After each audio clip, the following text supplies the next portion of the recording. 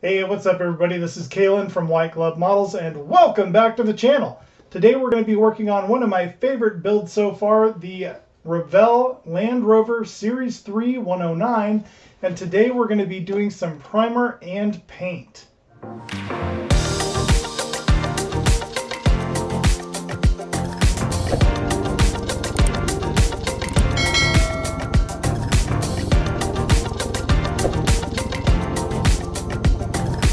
So if you missed the first part of this build, I will be posting a link to it somewhere around here and up in the top of the screen, and you should be able to head over and view that. Otherwise, you can always head over to my channel and search for it under the videos.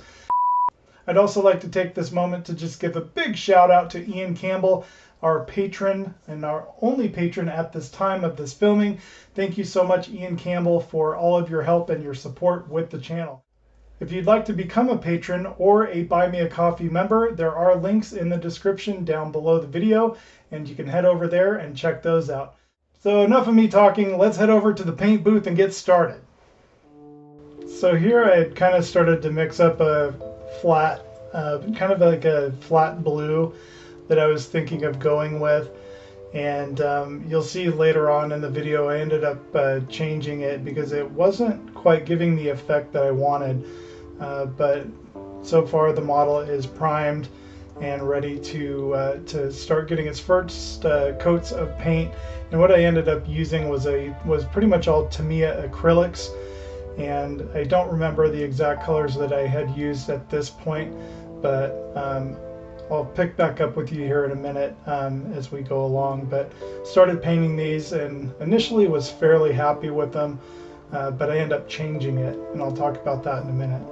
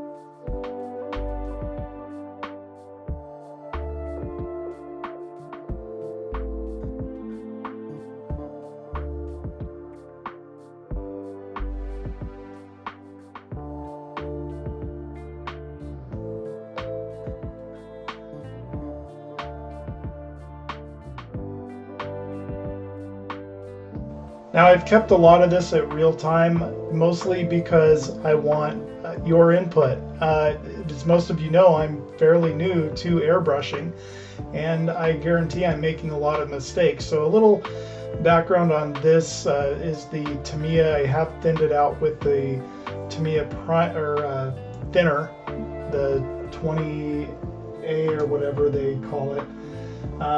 And I have also, I think I'm running a 0.3 needle, and the air is set up to about 25 psi. One thing that I have noticed that I don't tend to do, and I've been called on it, and I appreciate that, is I don't start off the piece, where you start, here's the piece, and you're going to start spraying right here, and then you hit the piece and keep going, and then come back and do that. Instead, I've always kind of just been focused on one area doing that, and a few people have recommended to try to get into the practice of just going past on either pass, and so I will be doing that from now on to see what kind of results I get. And I do welcome all of your input and suggestions, because I am new to airbrushing, and the reason I want you guys to see the standard time, not sped up, is so you can kind of help me and give me any input or suggestions that you guys are seeing that I might be doing wrong or could improve upon, if that makes sense. So thanks.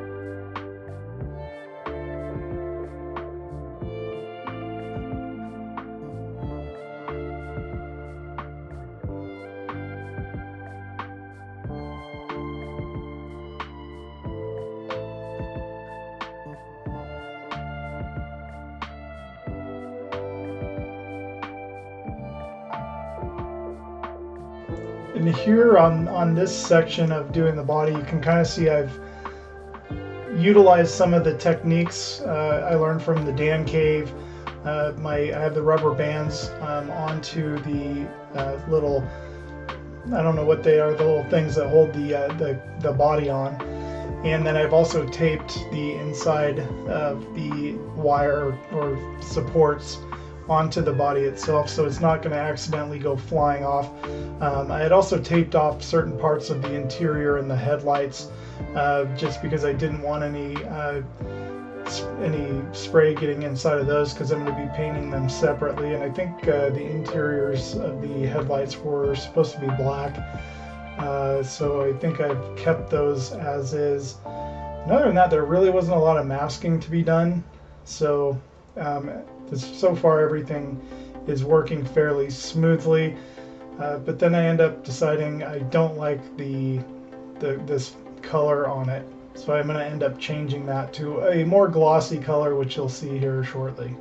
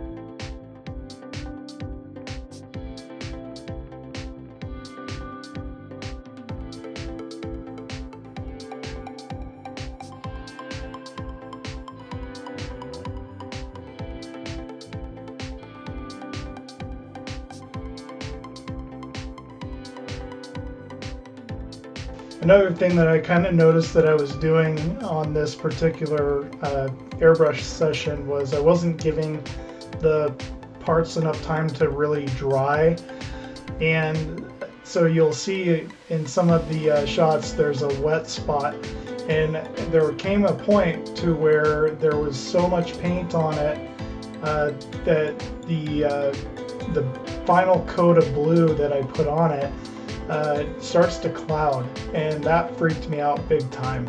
So I ended up stopping, and it was probably a good point to stop, but that clouding finally went away, and I didn't really have any orange peeling or anything like that.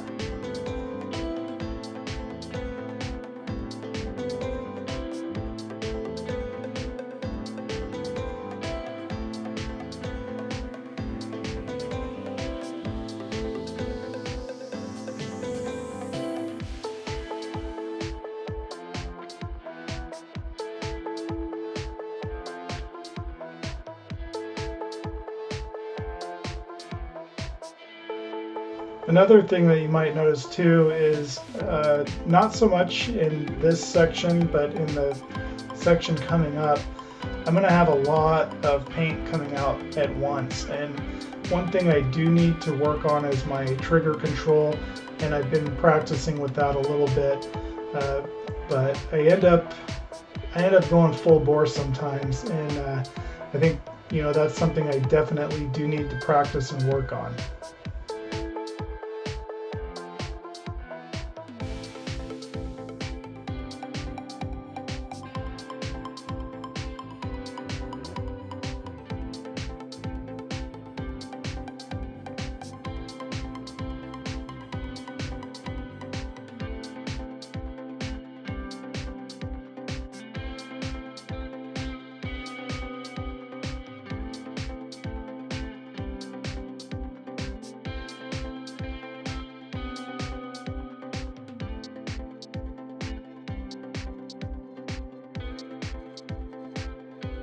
So I think this is where I decided to go with the darker metallic blue. Yes, it is.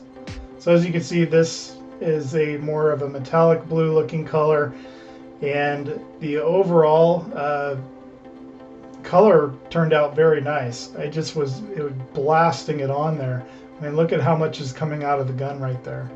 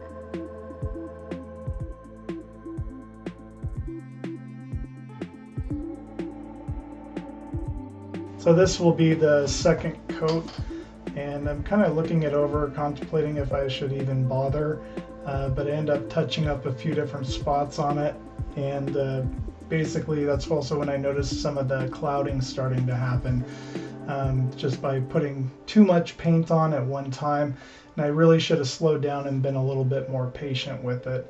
But overall, in the end, it turned out really nicely.